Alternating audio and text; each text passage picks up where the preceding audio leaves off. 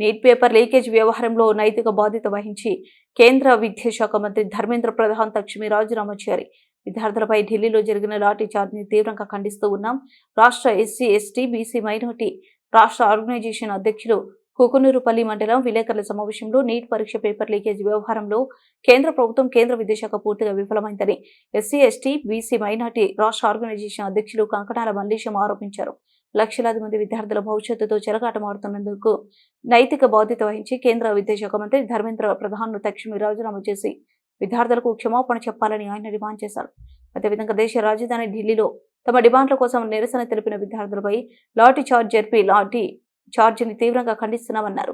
ప్రత్యేకించి ఆడపిల్లల పట్ల పోలీసులు అసభ్యంగా ప్రవర్తించడం, తాకడం వంటి చర్యలు అత్యంత దుర్మార్గమైన చర్య అని ఆగ్రహం వ్యక్తం చేశారు. ఈ ఘటనపై నైతిక బాధ్యత వహించి ప్రధాని నరేంద్ర మోదీ కూడా రాజీనామా చేయాలని ఎస్సీ, ఎస్టీ, బీసీ మైనార్టీ రాష్ట్ర ఆర్గనైజేషన్ అధ్యక్షులు కంకణాల మల్లేష్ డిమాండ్ చేశాడు. ఈ సమస్య పరిష్కారం అయ్యేంత వరకు అన్ని రాష్ట్రాల్లో ఎన్ఎస్పీయూ విద్యార్థులతో కలిసి కాంగ్రెస్ పార్టీ పూర్తి స్థాయిలో ఉద్యమం చేస్తారు. తక్షణమే ప్రియాంక గాంధీని, రాహుల్ గాంధీని విడుదల చేసి అక్రమ కేసులు వెంటనే ఎత్తివేసే విధంగా కేంద్ర ప్రభుత్వం చర్య తీసుకోవాలి. లేని పక్షంలో కాంగ్రెస్ శ్రేణులు పెద్ద ఎత్తున ధర్నాలు చేపడతామని రాష్ట్రాల్లో హెచ్చరించారు. విధుల నుంచి తప్పియాలని చెప్పి మరి మోడీకి వివరిస్తే దున్నపోతు మీద వానబడ్డ విధంగా మరి సెంట్రల్ గవర్నమెంట్ వివరించడం ఇది చాలా దుర్మార్గమైన ప్రభుత్వం. మరి దీనికి మద్దతుగా కూడా మా కాంగ్రెస్ పార్టీ, మా